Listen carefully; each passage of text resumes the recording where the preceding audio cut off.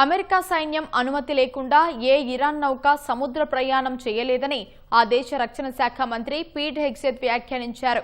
Hormuz లో మైన్లు అమర్చడానికి యత్నించే ఏ Iran పడవనైనా ధ్వంసం చేయడానికి ట్రంప్ పూర్తి అధికారం ఇచ్చారని హెగ్సెత్ వివరించారు. ఇరాన్ సమీపంలో అమెరికా విధించిన దిగ్బంధనం మరింత బలపడుతోందన్న హెగ్సెత్ త్వరలో మరో విమాన వాహక నౌక ఈ దిగ్బంధనంలో చేరనుందని వెల్లడించారు. ఇరాన్ ప్రతినిధుల బృందం శాంతి చర్చల కోసం పాకిస్తాన్ బయలుదేరిన వేళ పెంటగాన్లో హెగ్సెత్ కీలక వ్యాఖ్యలు చేశారు. లక్ష్యాలను సాధించడానికి ఎంత కాలమైనా ఇరాన్ నౌకా రవాణాపై దిగ్బంధనం కొనసాగిస్తామన్నారు. హార్ముజ్ జలసంధిని తెరవడానికి ఫ్రాన్స్, బ్రిటన్ దేశాధినేతలు మాక్రాన్, కీర్ స్టార్మర్ నిర్వహించిన సమావేశం ఒక పనికిమాలిందని ఎద్దేవా చేశారు.